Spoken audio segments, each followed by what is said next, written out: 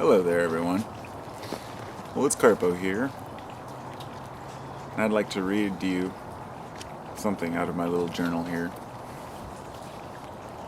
This is where I take all my notes. And this is something I just wrote a few minutes ago.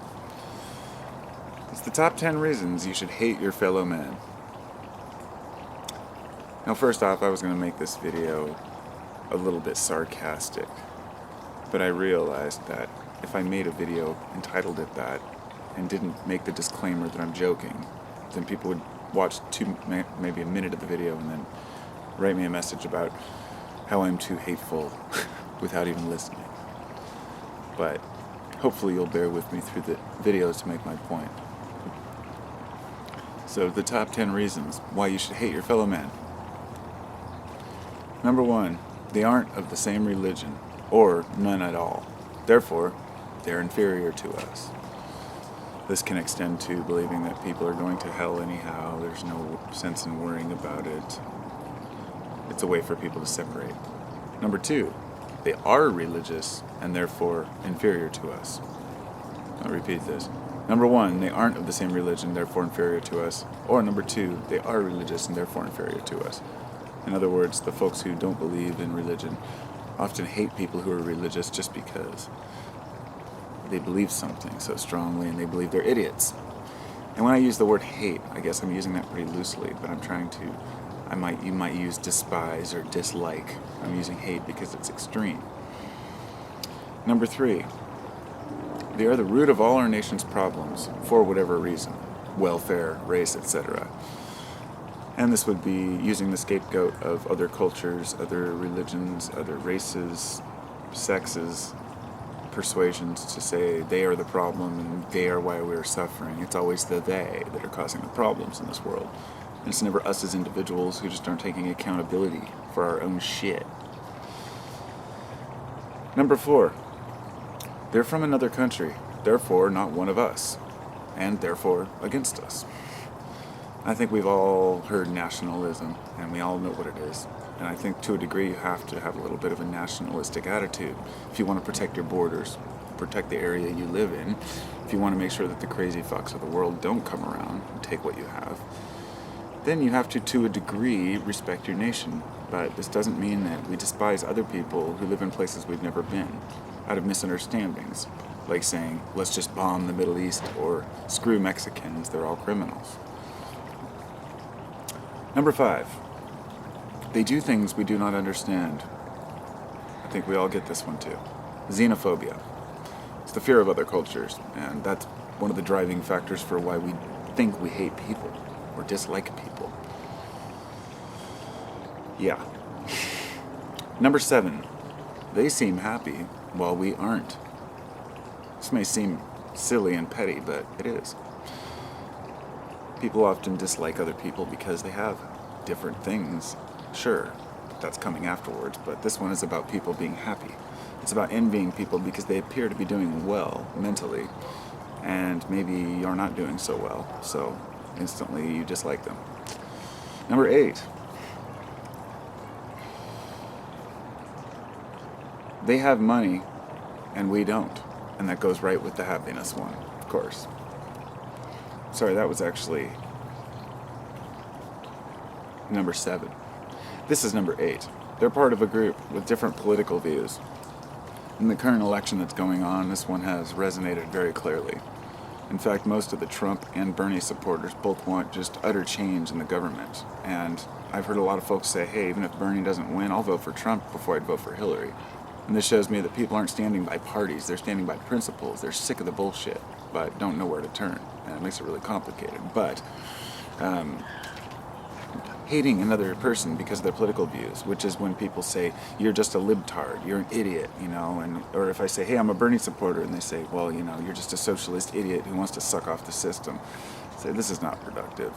Nor is it productive for a bunch of people who call themselves liberals to go in and protest at a Trump rally. It's disgusting. Or trying to stop people from freedom of assembly, like what happened in I believe, Arizona or Nevada. It doesn't matter. The point is that we have to let people be free to think what they think. We can't think that we know better, because if a large percentage of the population believes something, politically, then we have to at least give that enough respect to let them freely assemble. So, 2 more. The last 2 reasons why you should hate your fellow man. Humans in general are scum because we are unhappy, so therefore everyone else sucks. You know, I hadn't really realized this one until I got on the internet, years back, and really started listening to what people are saying, and I was almost convinced that humans were a cancer on this planet for a while, that we were some kind of a disease, and I thought, look at what we've done. We've raped the land, we're destroying everything, and fighting amongst each other, abusing humans, animals, and everything else. And then I stopped watching the news. And I turned off the TV. You start to realize that most of the world is living in quiet solitude, while the Industrial Revolution happens around it, and not all of it is towards an evil end, but we can't sit and think that the world's a scary place. People talk about, say, going down Portland, Oregon at night, alone. I wouldn't go down there alone at night. People do it all the time. There's not as many criminals as people think. You're not, I've left my car unlocked plenty of times in places where I shouldn't have. And, I'm not saying that everyone's honest. I hate criminals. I hate thieves. A bunch of fucking douchebags. I hate people who steal. That's what I hate. Okay, we're talking about all these silly reasons why people hate each other. Well, I hate people who harm one another. I hate people who abuse people. But at the same time, I can't say I hate a thief, because many of these thieves are just trying to feed their children the best way they know how. And I understand this. So it's a complex situation. The final reason here to hate people, because they do something we wish we could do, something we used to do and quit, such as smoking or drugs, or the person makes us feel inadequate. Now this one comes down to ego, and it might be the most important one. Blaming rich people for our problems is not going to solve anything. Blaming politicians for our problems is not going to solve anything. Blaming the way our parents raised us for our problems is not going to solve anything. Despising someone because they've done well in life is not going to help you or them. Trying to understand someone is really important, and understanding how people got to where they are is very important when you want to know how people operate, how people think. We look at what's going on in, say, the celebrity world, celebrity gossip, and people are just obsessed with gossip. They're obsessed with what a celebrity's doing. Even someone, say, Kim Kardashian, someone who's done absolutely nothing with her life, who nothing worthwhile to make her as recognized as she should be.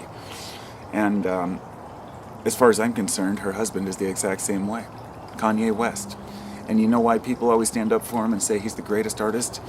Because he says it. And this is one of those perfect examples of why people trust a person who has self-confidence, because they may not. And this is the exact same reason why Trump is so liked. It's not because people really believe him. They know he's full of shit in a lot of ways, but he's just saying what he wants, and he's putting it out there. And people like that. And he thinks he's the shit, and so people start to believe it. And the thing is, he started to believe it. I'm not going to get into politics here, but his campaign, one of his main campaign managers, I believe, quit. And she released this whole thing saying how he started this as a kind of a ploy to get attention, just to say he ran for president, but he never really wanted to get this far. And then his ego took hold. And whether or not that's true is irrelevant. We can see what's happened with the ego with him. Well, this is why I joked around about Trump-Kanye 2016 for election. I think it would be the perfect running mate for him. 2 complete egotistical douchebags who have convinced themselves and others that they have good values and that they're worthy. I don't have a problem with Kanye's music. I don't even listen to it. I've heard some of this stuff. He's okay. But I'm a musician. I play guitar. I play drums. I play bass. I could rip a song. I could probably kick his ass in playing folk songs. He wouldn't have a chance. But I'm not going to brag about that and say I'm the greatest artist of all time. But when I started seeing something, I try to stay away from social media because of that reason, but I started seeing these articles. So I saw this one thing about all the shit he'd said, and how he'd tweeted he's $50 million in debt, and he told Mark Zuckerberg he should bail him out, and he was saying, I'm the greatest. And the one thing he said that makes me even talk shit about him right now is because he said something like, 5 million for a school in Africa. What's the point? And he says, it's not even going to do anything. You might as well just give me the money. You're basically saying, what are you feeding Africans for? Why are you educating people who are already broke and poor? You should be helping me out because I'm the best artist of all time. So, no, I'm not trying to gossip here, but I really despise the guy. And that's the kind of shit I hate. When you want to talk about hate. And I don't use the word hate lightly. In fact, just so you know, I have it tattooed on my knuckles. I did it when I was 15 years old. And I've lived with hate on my knuckles for 25 years. And I've talked to plenty of people who have asked me, why don't you get that removed? And I say, because it reminds me of a time when I was angry. And it's funny because I wasn't hateful, but my father had just died. I was really upset. We got a hold of some India ink, and my friend and I decided, let's tattoo something on our knuckles. We didn't even have a plan. We agreed over the phone on what word we might tattoo. And, we were kids, didn't know any better. But I've had a long time to develop my maturity and ask myself what I really hate and don't hate. And I'm telling you, I try to love everybody. I have been ripped off and wronged by good friends, and then I just invite them back into my life and get ripped off again and invite them back into my life. And the thing is that forgiveness is essential in life. It's what makes us content because we don't have to carry around baggage with us. And I think this is really important. If you're still blaming your parents when you're an adult for the way you are or your behavior, you're part of the program. You've become programmed by your own thoughts. If you're convinced that losing a job takes away some of your masculinity or independence, you're completely living in a delusion. If you think that you're defined by your car or the brand name that's on your clothes, you need to really look deep, get away. I try not to point the finger. I try not to be that guy that says, don't be this way, don't be that way. But today, I'm just feeling like saying, bullshit. I'm calling bullshit on a lot of things. I'm kind of sick of all the nonsense that goes on with, the general population when people talk about what's important in sports, what's important in politics, what's important in celebrity news. It's just bullshit. And sometimes I might seem like I'm feeding the system to people because I talk about how we can change, we can help things, we can get over our negativity. But the fact is, people are assholes. A lot of them are. I'm not saying everyone is, but everyone has the potential to be an asshole. If you piss me off, I'll be an asshole too. And it's taken me years to really get my nature under control to where I can take a deep breath and walk away without saying fuck you. And it wasn't always that way. So it's something I've earned. It's something I've graduated and developed, is that ability. But I still find myself, getting angry about things. And even now that I've stepped back with a calm, collected look at everything and said, okay, I'm not worried about conspiracies or New World Order or chemtrails or Illuminati or any of this. And then I spent a couple of years sitting back saying, okay, so what? Which of those things do matter? What are the conspiracies that matter? What are the real damages going on in the world that I can actually do something about? And I sat back and took, I guess, what they call inventory. In AA they use that. But that's pretty much what you need to do. You need to ask yourself, what's really important? Because everyone's out there screaming, the sky's falling and, crying wolf about everything. And those are the guys who are really starting to just get on my nerves, the truthers, okay? Now, the truthers, I don't hate the truthers, and I don't want to say I even despise them. I feel sorry for them because they're robbing themselves of vital energy that they could be using elsewhere.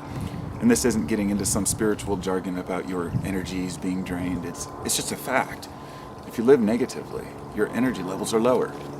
Anybody who's ever lived a negative life or a conspiracy type life knows that there's a lot of negativity that goes along with it that drains you of your energy resources. In fact, I was down at the vape shop earlier and I mentioned something about that, and the guy mentioned something about how I used to be in conspiracies 20 years ago, and he looks over, this old guy that was older than me, he's like, goes, ever since I got rid of that shit in my life, I've been so much healthier and happier. And it was like, he's just resonating exactly what I think, and I was like, yeah, we talked for a while about it, and I said, and then the other guy did too. He's like, yeah, man, I want to live a long, happy life and not have to worry about things I can't change. He's like, I sat down and realized, hey, man, I got to do decide what really matters. And I told him this is why I kind of, mention things about these truthers. When people look up in the sky and say, look at the chemtrails, they're killing us. I say there's easier ways to kill us. And then they say, oh, well, they're polluting our skies. And I say, or they're polluting the environment. And I say, look at the factory next door. Because it's easier to look up at things that we can't control, things that are always on the move, like people, than try to attack an established problem, like fracking. Like what happened in North Dakota, or down in the South, in Texas. The Texan residents wanted their fracking, they wanted to allow it, they wanted that freedom to, extract it, and now the residents are really upset about what's happening down there. And I know I started to jump from thing to thing, but these are things that piss me off, and I'm just trying to get them out, the abuse of the environment. The people who do that knowingly, those are the ones I hate. No, not the people who go out and work on an oil rig. I don't despise them. Not the coal miner. They're doing what they have to do to make a living. It's the sons of bitches who run these companies. People like the Koch brothers, or, the Koch brothers were basically their family, I believe, was the founders of Standard Oil in the 1800s. And Standard Oil bought out all the smaller oil companies in what was one of the largest buyouts ever, and is basically a microcosm of what's been happening now with all the coffee companies, restaurants, grocery stores. If there's a mom and pop chain that finally makes it up somewhere where they're doing well, they're bought out by a big company, and then that company just runs the mom and pop chain as if it's still owned by someone who cares, where there really is no real oversight.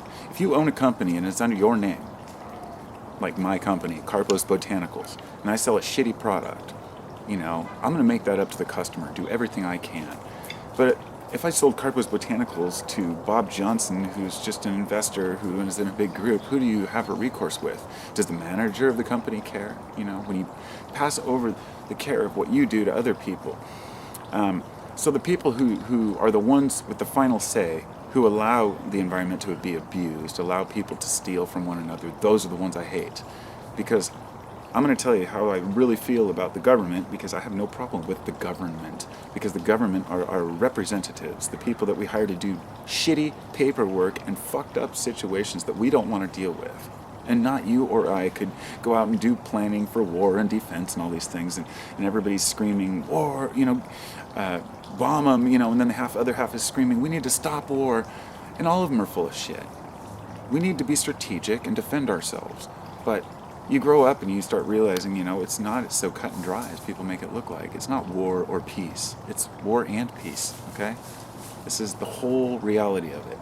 The cold reality that if you lean so far to one extreme that you get attacked a lot by people with alternate views, then it's my belief that your views are too extreme and they're wrong. Whoa. Now, I'm not going to say they're 100% wrong, but I'm saying if half the population disagrees with you, then maybe you have to consider why, and what it is that makes people think that way. That's what I had to do with conservatives. I had to look at it from their point of view, and you know what?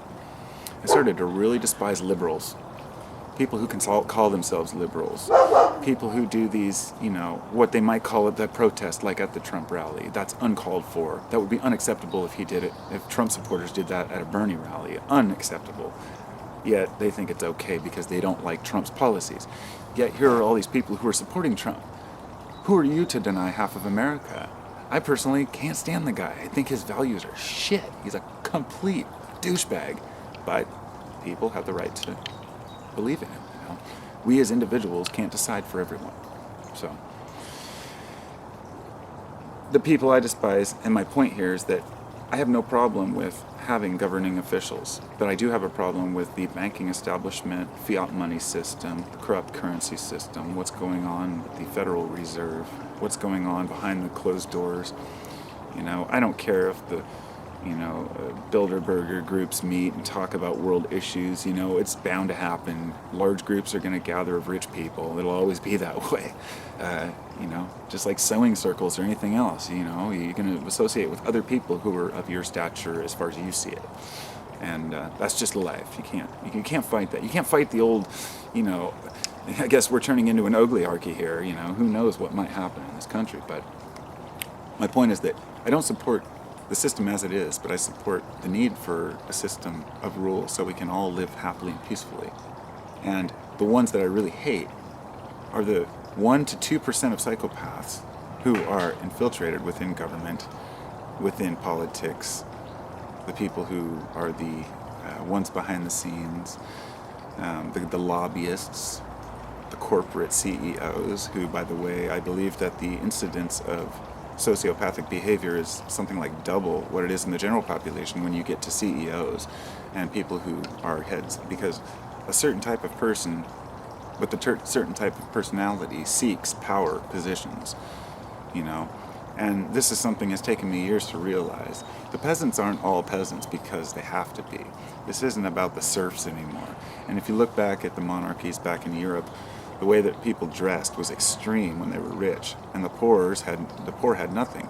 And this seems to be extreme class division, and it was.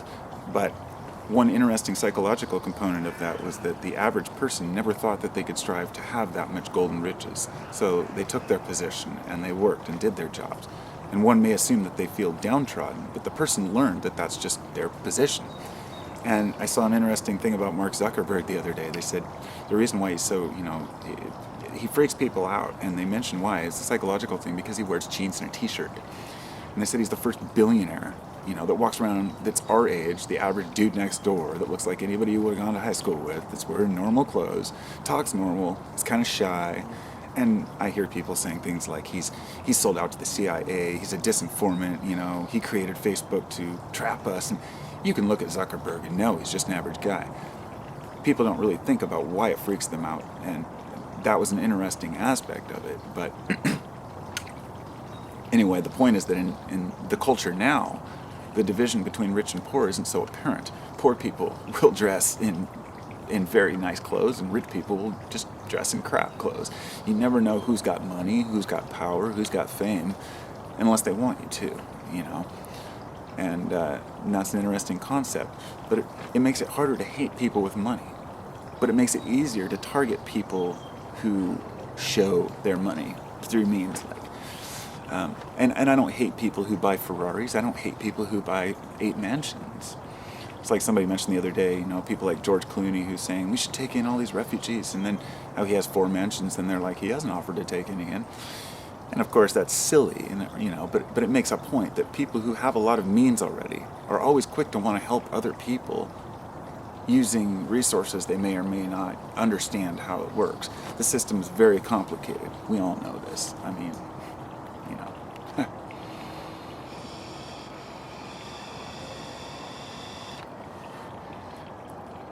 I really don't dislike very many people.